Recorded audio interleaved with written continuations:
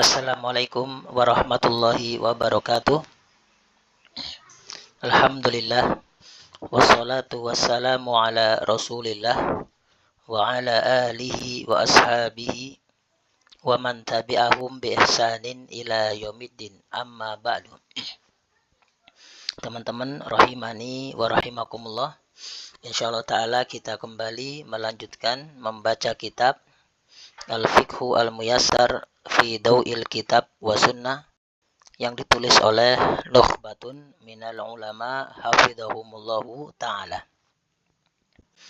Alhamdulillah kita sudah sampai di udzur yang keempat, di antara udzur-udzur yang membolehkan seseorang untuk tidak berpuasa di bulan Ramadan. Taib dikatakan di sini, bismillah, qala al-muallifuna hafidhahumullahu ta'ala. Ar-rabi'u, udzur yang keempat adalah al-hamlu war-rada'u, hamil dan menyusui. Di antara udzur yang membolehkan untuk tidak berpuasa di bulan Ramadan adalah hamil dan menyusui. Fal mar'atu, maka seorang wanita, idza kanat, apabila dia itu hamilan hamil, au murdian atau menyusui, wa khafat dan dia takut, ala nafsiha atas dirinya, atas kondisi dirinya, dia khawatir atas dirinya, awwaladiha atau khawatir atas anaknya, bisa babis saumi disebabkan karena berpuasa, maka jaza boleh laha baginya. Apa yang boleh? Al-fitru, untuk tidak berpuasa. Ya, jadi maka seorang wanita apabila dia sedang hamil atau menyusui dan takut atas dirinya, atas keselamatan dirinya atau keselamatan anaknya disebabkan karena dia berpuasa, maka boleh baginya untuk tidak berpuasa. 5. Rawahu, berdasarkan riwayat Anas radhiyallahu anhu. Ya, Anas di sini bukan Abu Hamzah, Anas bin Malik Al-Ansari Al-Khazraji, khadimu Rasulillah, pelayan Rasul. Ya, tetapi di sini Anas di sini adalah Abu Umayyah, Anas bin Malik Al-Ka'bi Al-Kushairi radhiyallahu anhu. Dan beliau ini radhiyallahu anhu hanya meriwayatkan satu hadis dari Nabi, yaitu hadis ini. Qala, beliau berkata radhiyallahu anhu, qala Rasulullah sallallahu alaihi wasallam, telah bersabda Nabi sallallahu alaihi wasallam, innallaha, sesungguhnya Allah, wada'a, menggugurkan, anil musafiri, dari seorang musafir, menggugurkan apa? Syatros solati, setengah solat, yakni yang 4 jadi 2. Wasauma, dan menggugurkan puasa. Wa anil hubla, dan dari ibu yang hamil, wal murdi'i, dan menyusui, as-sauma, puasa. Ya, jadi Allah Ta'ala menggugurkan dari orang yang safar setengah solat dan menggugurkan kewajiban puasa.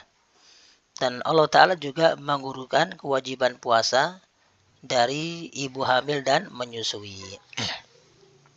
Ini inna irobnya harfu nasbin wa tauqidin, mabni ala fathi la mahala lahu minal i'rab. Lafzul jalala Allah itu ismu inna mansub dengan fathah karena dia isim mufrad.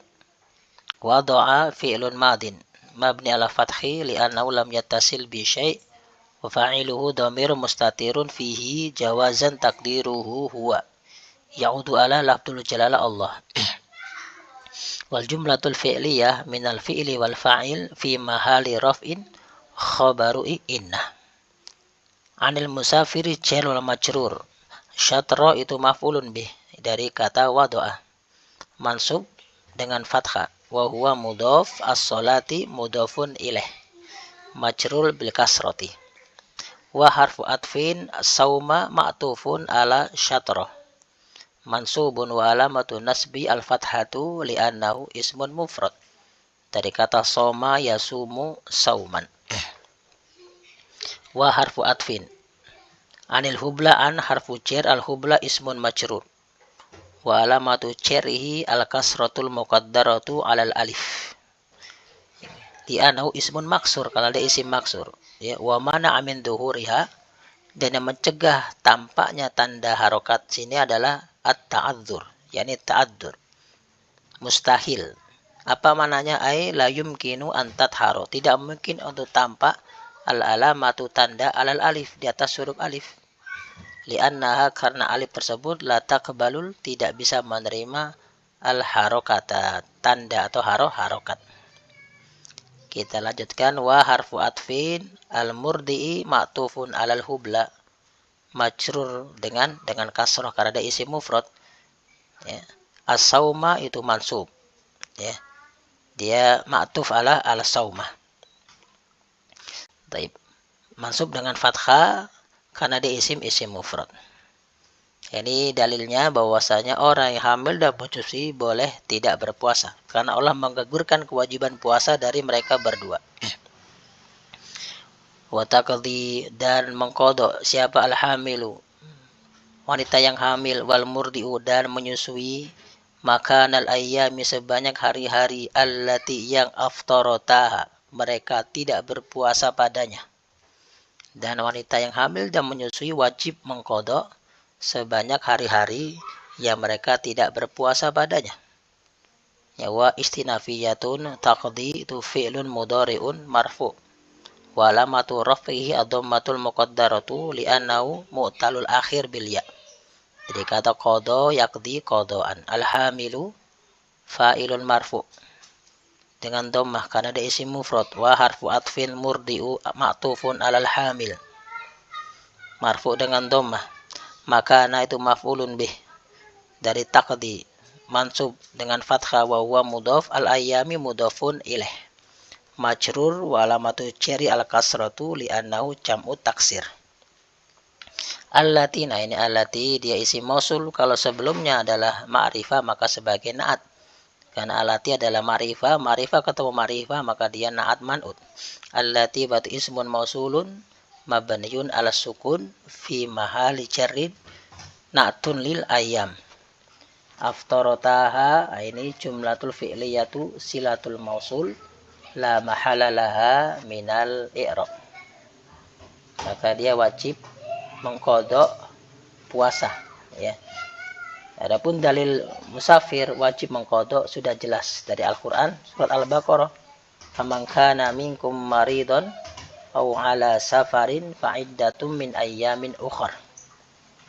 Akan tetapi hamil dan menyusui maka para ulama mengatofkan sebagaimana dalam hadis ini anil hubla wal murdi, itu atof dari musafir, maka hukumnya pun disamakan. Sebagaimana musafir wajib mengkodok ya puasa ketika di hari yang lain, maka demikian juga wanita yang hamil dan menyusui juga wajib mengkodok puasa di hari-hari yang lain sebanyak yang dia tinggalkan setelah melahirkan atau setelah menyusui. Kita lanjutkan. Wadzalika, yang demikian itu, in khafata, kalau keduanya itu takut, ala atas nafsaihima, jiwa keduanya. Ya, kalau mereka khawatir atau takut atas keselamatan jiwanya, cukup mengkodok saja. Fa in khafatil hamilu, tetapi jika ya orang yang hamil itu takut, ma'adzalika ala janiniha, ya di samping takut atas dirinya dan juga dia takut atas janinnya, awil murdi'u, atau orang yang menyusui itu juga takut atas ala rodi'iha, bayi yang disusuinya, maka at'amat, keduanya memberikan makan ma'al qada'i, bersama dengan mengqada puasa, an kulli yaumin, untuk setiap harinya, miskinan, satu orang miskin. Ya, kalau orang yang hamil atau menyusui itu takut, di samping mengkhawatirkan dirinya, juga mengkhawatirkan janin atau bayinya, maka mereka wajib mengqada dan juga membayar fidyah, yaitu memberi makan setiap satu hari satu orang miskin, sebanyak hari-hari yang mereka tidak berpuasa. Baik. Liqauli, berdasarkan perkataan Ibnu Abbas radhiyallahu anhuma. Beliau berkata, wal murdi'u, dan orang yang menyusui, wal hublat, dan hamil, idza khafata apabila keduanya itu takut ala auladihima atas anak-anak mereka aftarota maka keduanya boleh tidak berpuasa wa ta'amata dan keduanya memberikan makan bayar fidyah. Nah, ini diantara pendapat ulama ya. Jadi ada yang wanita hamil dan menyusui, ada yang mereka harus disapi mengqadha dan juga harus membayar fidyah. Taib alhasil ya, dalam masalah ini memang ada beberapa pendapat, 5 sampai 6 pendapat. Di antaranya yang pertama seperti ini, pendapat yang diambil oleh al-muallifuna, penulis, yaitu orang yang hamil dan menyusui apabila dia takut atas keselamatan jiwanya dan anaknya, kemudian dia tidak berpuasa, maka wajib baginya yang pertama mengqadha, kemudian membayar fidyah. Dan apabila dia takut hanya keselamatan dirinya, maka wajib baginya hanya mengqadha puasa. Ini adalah pendapat Al-Imam Malik, demikian juga Imam Syafi'i dan Imam Ahmad. Dan ini juga dipegang oleh Syekhul Islam Ibn Taimiyah rahimahullahu ta'ala, karena berpegang dengan kedua hadis ini. Yang pertama hadis dari Anas bin Malik Al-Ka'bi radhiyallahu anhu dan perkataan Ibnu Abbas radhiyallahu anhuma. Digabung keduanya. Baik. Ini pendapat yang pertama untuk lebih hati-hati. Adapun pendapat yang kedua, bagi wanita hamil dan menyusui cukup mengqadha saja. Walaupun dia mengkhawatirkan keduanya, baik dirinya atau bayi janinnya, wajib mengqadha. Dan ini pendapat dari Abu Hanifah, Al-Imam Abu Hanifah, kemudian Al-Imam Al-Auza'i, Abu Thawr, dan yang dipegang oleh Lajnah Daimah, Syekh bin Baz, Syekh Utsaimin dan Syekh Muqbil rahimahumullahu ta'ala. Ya, dalilnya hadis dari tadi Anas bin Malik Al-Ka'bi radhiyallahu anhu. Ya, adapun perkataan Ibnu Abbas, mereka menganggapnya ini adalah ijtihad dari Ibnu Abbas radhiyallahu anhu. Dan mereka berpegang dengan sabda Nabi Shallallahu Alaihi Wasallam. Ya, karena diatofkan kepada musafir. Sebagaimana musafir wajib mengqadha, maka hamil dan menyusui juga wajib mengqadha. Dan sebagian ulama juga mengkiaskan orang yang hamil dan menyusui seperti orang sakit yang bisa diharapkan kesembuhannya. Ya, kapan dia sembuh maka dia wajib mengqadha puasa. Baik. Pendapat yang ketiga dirinci, ya, apabila dia hamil maka wajib baginya mengqadha saja. Tapi kalau dia menyusui maka wajib baginya mengqadha dan membayar fidyah. Ini pendapat dari Imam Malik dan sebagian Syafi'iyah. Ini pendapat yang ketiga. Pendapat yang keempat, pendapatnya Dzahiriyah Ibnu Hazm rahimahullah, bahwasanya wanita yang hamil dan menyusui tidak wajib mengqadha dan juga tidak wajib membayar fidyah. Ya, kenapa? Karena tadi tidak ada dalil yang tegas yang memerintahkan orang hamil dan menyusui mengqadha puasa. Yang ada hanyalah dalil untuk orang yang sakit, berpergian dan yang sudah tua. Ya. Adapun orang yang hamil dan menyusui tidak ada dalil yang tegas. Maka kaidah fikih mengatakan al-aslu bara'atul dhimmah. Ya. Hukum asal sesuatu adalah bebas dari tanggungan. Selagi tidak ada dalil yang menegaskan, maka mereka bebas dari tanggungan untuk mengqadha atau membayar fidyah. Ya. Walaupun ini tadi dibantah, ya, ada asar dari Ibnu Abbas dan Ibnu Umar, dan juga para ulama mengkiaskan orang yang hamil dan menyusui seperti orang yang sakit. Baik. Dan pendapat ini juga dipegang oleh Syekh Mustafa Al-Adawi hafizahullah ta'ala, ya, pengarang kitab Jami'ul Ahkamin Nisa.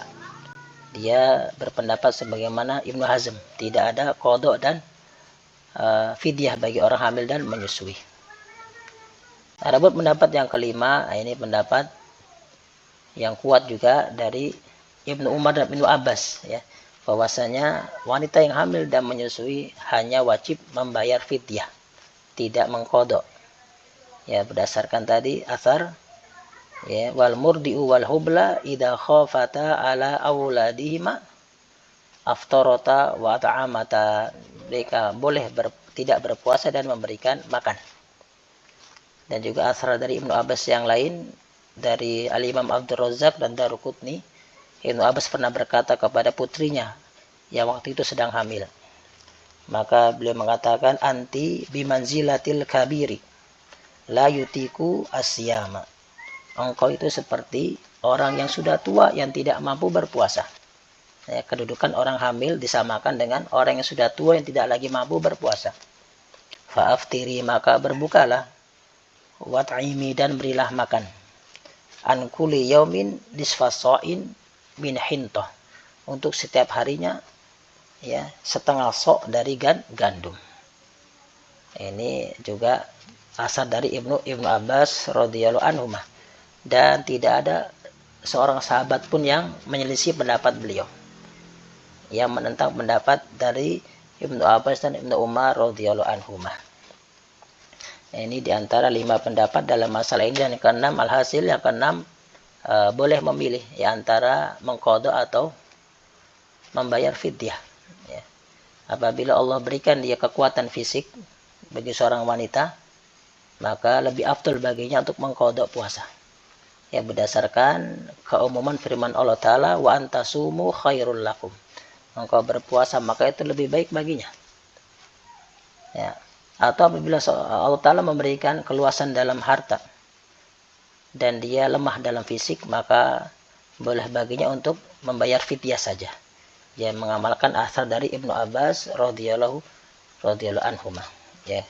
Dan di sini sebagian ulama menganggap asar ini marfu. Ya, kenapa? Karena ini atau menafsirkan firman Allah Ta'ala surat Al-Baqarah. Baik. Nah, apalagi sebagian wanita yang mereka itu setiap tahun hamil atau berselang, ya. Tahun pertama hamil, tahun kedua menyusui, tahun ketiga hamil, tahun keempat menyusui, tahun kelima hamil lagi, tahun keenam menyusui, maka sampai 6-7 anak, bisa 12 sampai 14 tahun, maka mungkin berat kalau dia mengqadha, maka wajib baginya hanya apa? Membayar fidyah. Mengamalkan dari pendapat Ibnu Umar dan Ibnu Abbas radhiyallahu anhuma. Walhasil ya, mana yang lebih mudah baginya? Apakah dia mengqadha atau membayar fidyah? Wallahu ta'ala alam. Baik. Kita lanjutkan. Fatalakhasa, dan kesimpulan min dzalika dalam masalah ini, annal asbaba, bahwasanya sebab-sebab al-mubihata yang membolehkan lil fitri untuk tidak berpuasa itu apa? Arba'atun, ada 4. Yang pertama as-safaru, safar. Yang kedua al-maradu, sakit. Wal haidu, haid. Wan nifasu, dan nifas. Wal khawfu minal halak, dan takut dari kebinasaan. Kama fil hamili wal murdi'i, sebagaimana pada orang yang hamil dan menyusui. Jadi kesimpulan dalam hal ini bahwasanya sebab-sebab yang membolehkan untuk tidak berpuasa itu ada 4. Yang pertama safar, kemudian sakit, kemudian haid dan nifas, dan takut dari kebinasaan sebagaimana orang yang hamil dan menyusui. Demikian yang dapat Anda sampaikan, semoga bermanfaat. Mohon maaf kalau ada kekurangan. Subhanaka Allahumma wa bihamdika asyhadu an la ilaha illa anta astaghfiruka wa atubu ilaih.